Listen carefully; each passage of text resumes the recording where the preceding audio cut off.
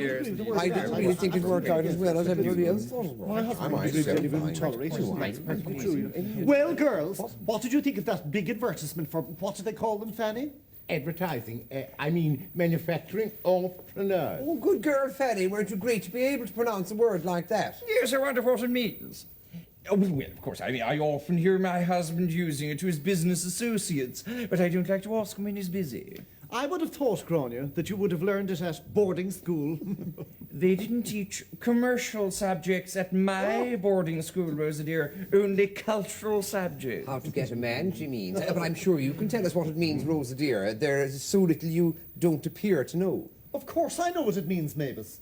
By the way, shouldn't you go a little bit easy on the sherry? Your nose has got very red. Oh, that's just a head cold, actually. My eyes are streaming. No, you were going to explain to us about these That's a dreadful cold you have, Maevis dear. It's even affecting your vocal cords.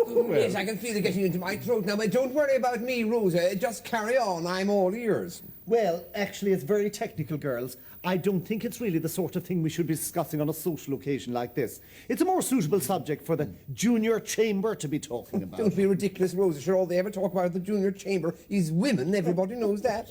I must take issue with you over that, Maevis dear. My husband is a member of the junior chamber. Is he really? Yes, he is. And after all, and I hate to have to mention this, but we are much younger than any of you. He's still young enough to qualify for membership. That's quite enough, Grainne.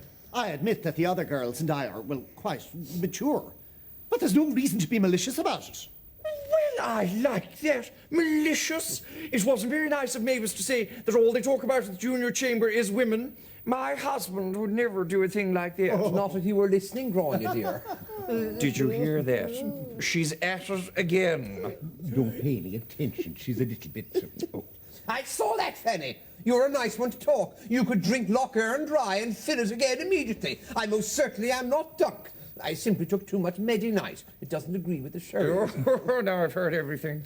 I think you've done enough harm already, Grainne, without heaping fuel on the flames. Don't you speak to me like that, Rosa. I mean, after all, none of this would have happened if you had been able to answer Maevis' question in the first place. How dare you say that to me, you ignorant little non-entity?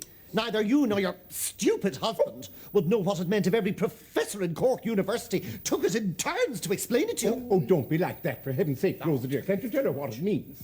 I wouldn't lower myself. I wouldn't give her the satisfaction, not after what she just said to me. Why don't you tell her what it means if you're so concerned? And don't think that I couldn't, just because I don't air my knowledge, just like some people I could mention. I'm quite happy to tell Grainne what it means. It means...